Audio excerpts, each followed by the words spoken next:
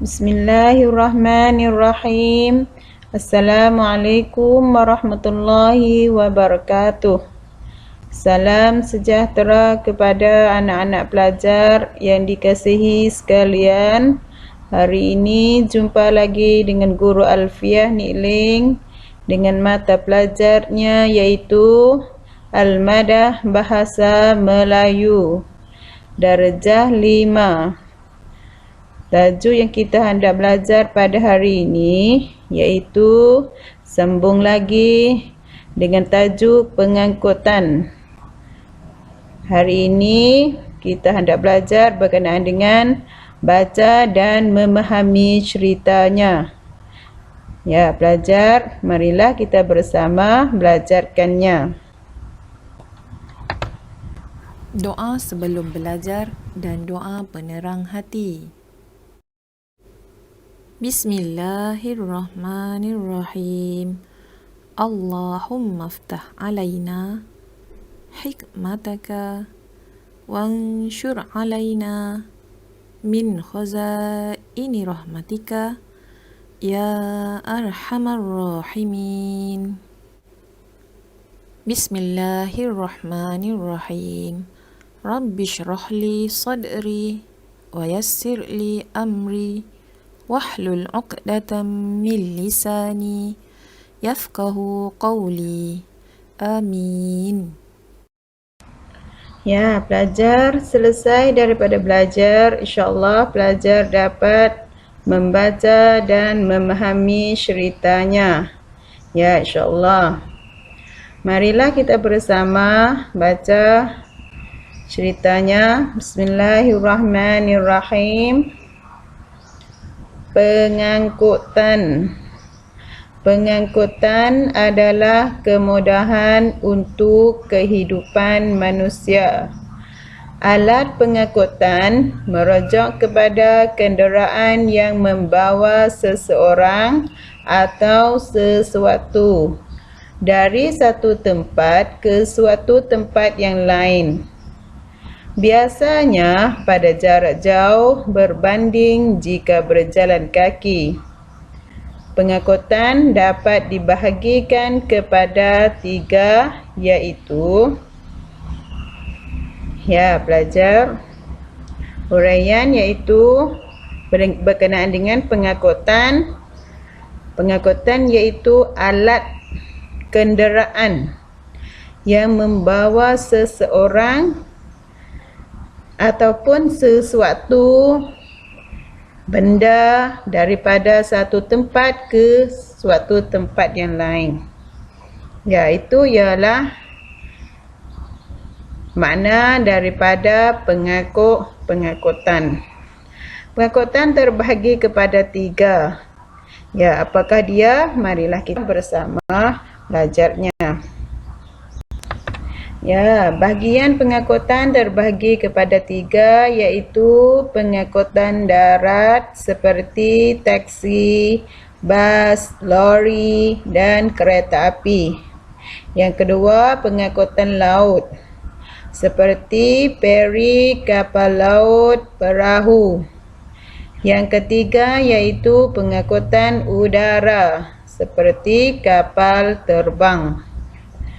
Pengangkutan memudahkan pemindahan barang-barang dari satu tempat ke satu tempat dan dapat menghantarkan manusia ke destinasi yang dikehendaki.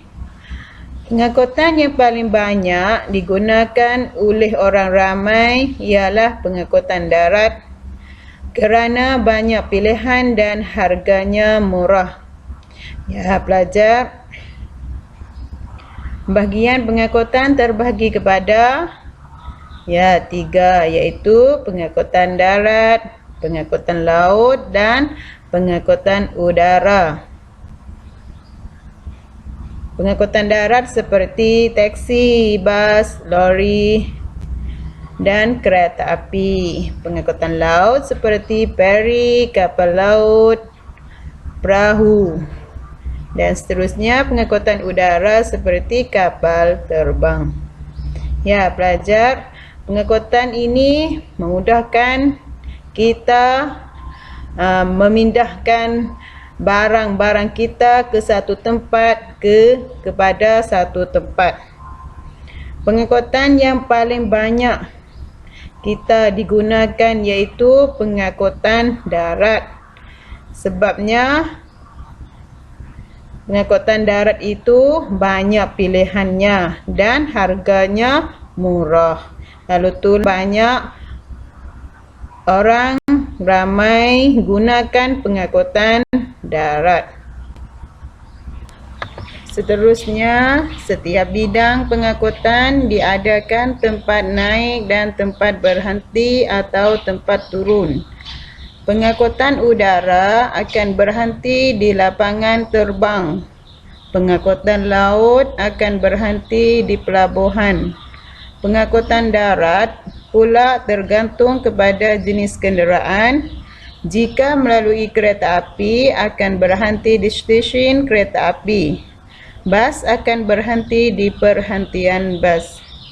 Ya, pelajar.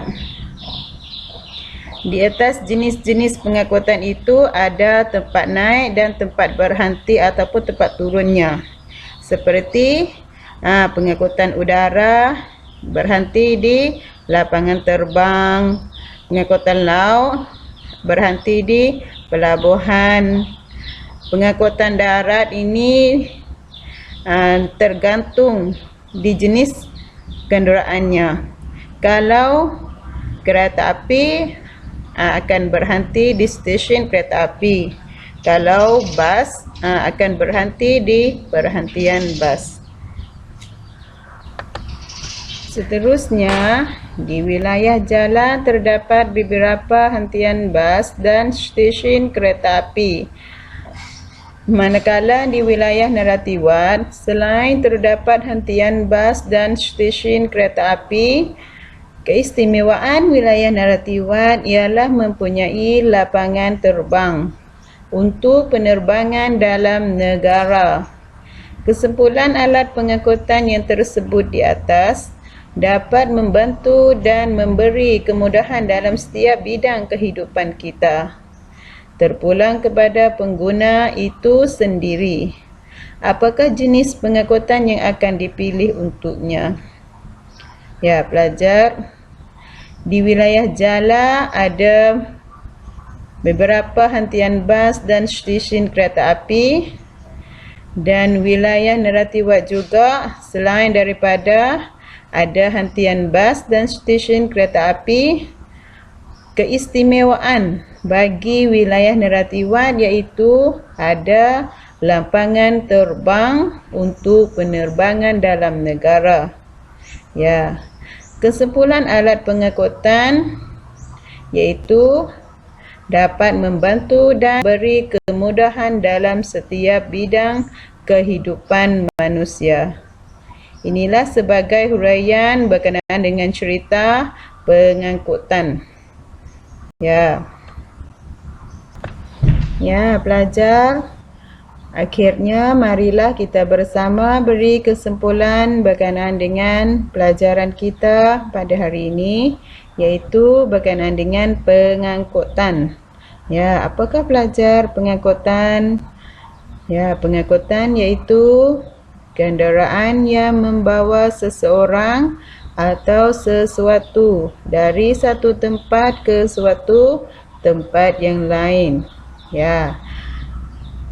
Pengangkutan terbahagi kepada berapa ya pelajar? Ya, pengangkutan terbahagi kepada 3, iaitu pengangkutan darat seperti motosikal, kereta api, kereta, lori. Ya, itu sebagai pengangkutan darat. Seterusnya pengangkutan laut. Pengangkutan laut berkenaan dengan jenis-jenis perahu seperti feri, perahu dan sebagainya. Dan seterusnya iaitu pengangkutan udara. Pengangkutan udara tergantung daripada jenis-jenis kapal terbang. Inilah sebagai kesimpulan daripada pelajaran kita pada hari ini. Ya, insyaAllah pelajar semua dapatnya. Seterusnya pelajar, marilah kita bersama belajar kosakata. Kosakata yang ada di dalam pelajaran ini iaitu pengangkutan. Apakah arti pengangkutan? Pengangkutan artinya kenderaan yang membawa sesuatu dari satu tempat ke satu tempat yang lain. Seterusnya, pelabuhan. Pelabuhan artinya tempat untuk menerima kapal dan memindah barang kargo dan penumpang. Seterusnya, destinasi.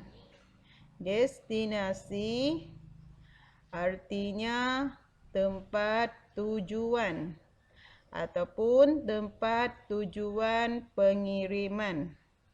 Ya, pelajar, ini ialah kosakata yang ada di dalam pelajaran ini. Ya, pelajar, sudah selesai pelajaran kita pada hari ini. Guru harap pelajar semua dapat membaca dan memahami ceritanya. Ya, insyaAllah.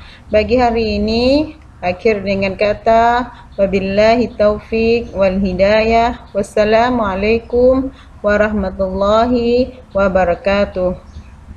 Sekian, terima kasih.